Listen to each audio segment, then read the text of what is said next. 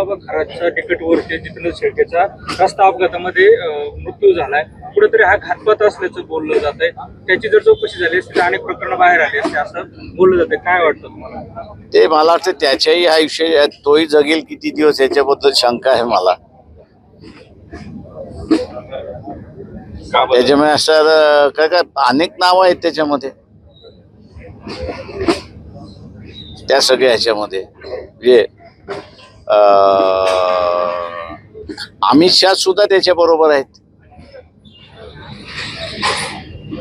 त्याच्यामुळे असं जो न्याय मग आता चाकणकर बाईंना लावण्यात आला, तो न्याय अमित शहाला का नाही लावला जात बीजेपी मार्फत?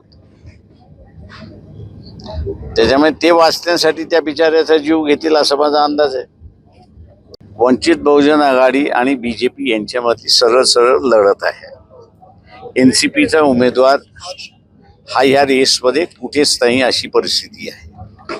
बीजेपीचे असणारे 2 बळी ह्या ठिकाणी आहेत.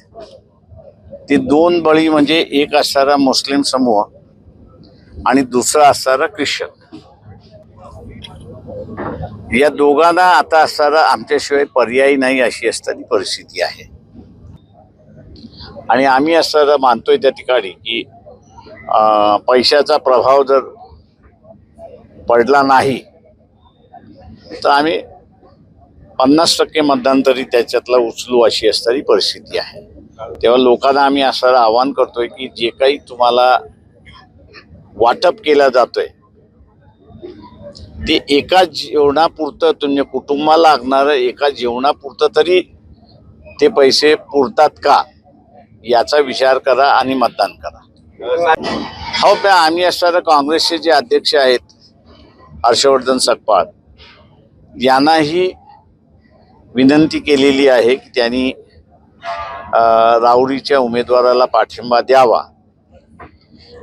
आता बघू 1-2 दिवसामध्ये ते पाठिंबा देतात आहेत का. हे असणारं एवढंच म्हणणार आहे की लोकसभेमध्ये